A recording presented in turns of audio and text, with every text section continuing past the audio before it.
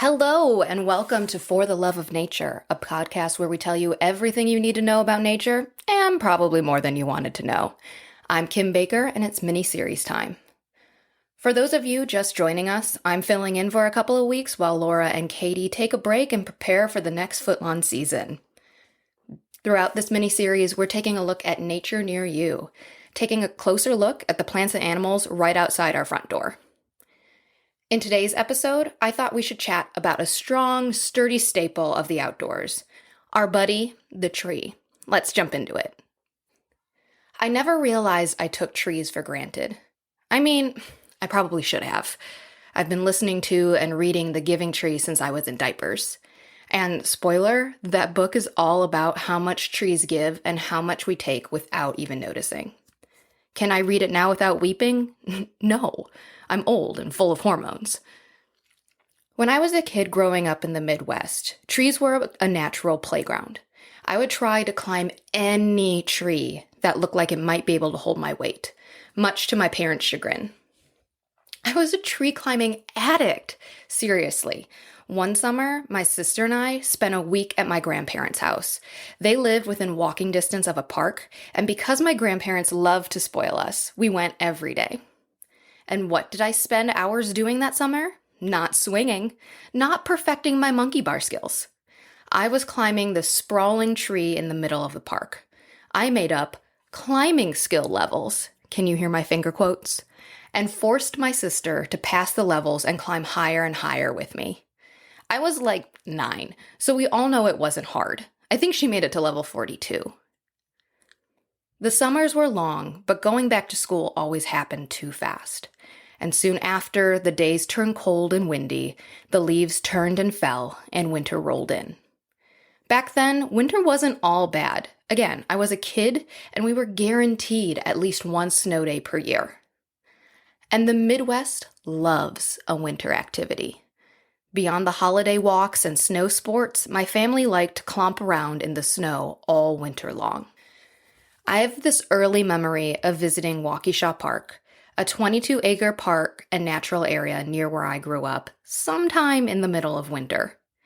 We went because a park district group was hosting an educational event. My mom, always up for an educational event. This time, the maple tree was the focus, and they were teaching us how maple syrup is made.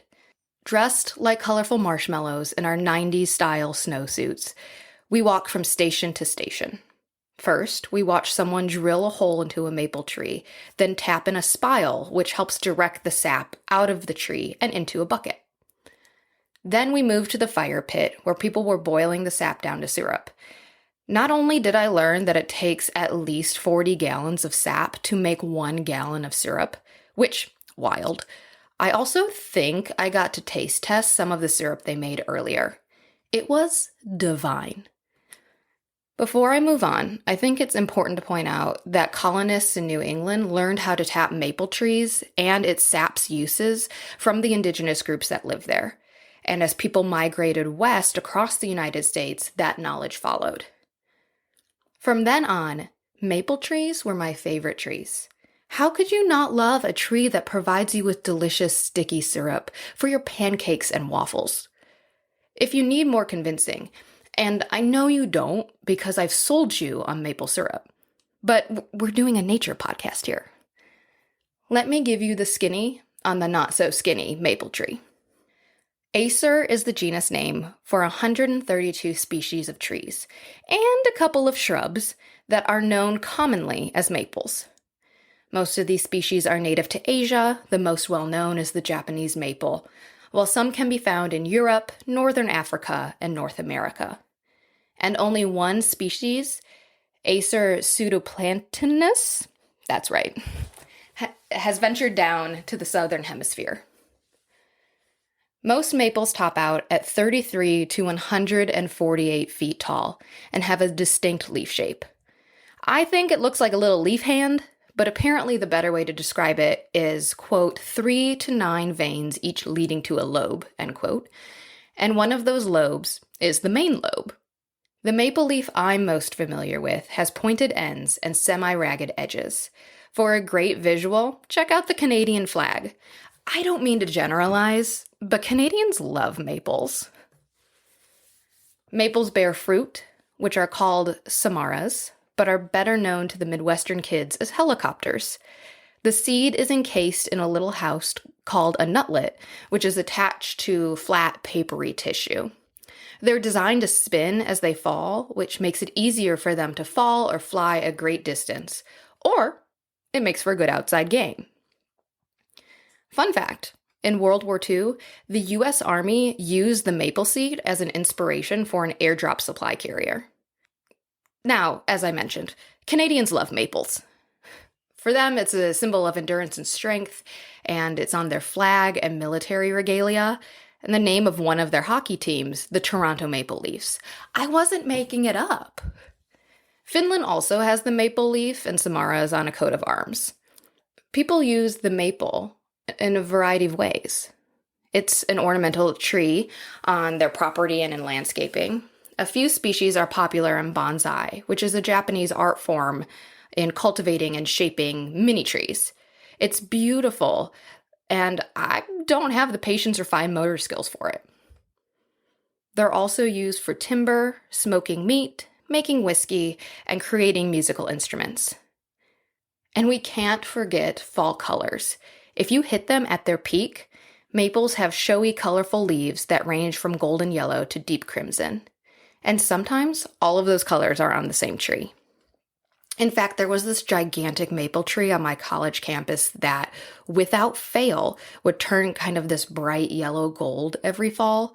I loved it so much, and I would take the long way to class just to walk past it. Since I moved to the South the better part of 9 years ago, I haven't gotten to see the beauty of maple leaves in fall or test fresh syrup in a long, long time. The clear shift from summer to autumn is something I desperately miss about the Midwest, and it's not quite the same down here. Sure, it doesn't get nearly as cold in the South, but the fall colors are muddied, and you can't find a good apple orchard or corn maze anywhere. Did that sound too northern? You're welcome. However, I'm very much looking forward to my backpacking adventure this month with my buddy Leah. Remember her? We talked trails with her last season. You should check out that episode if you haven't. And if all goes according to plan, when you're listening to this, I should be hiking somewhere in Minnesota, don't you know? I can't wait to see the maples again.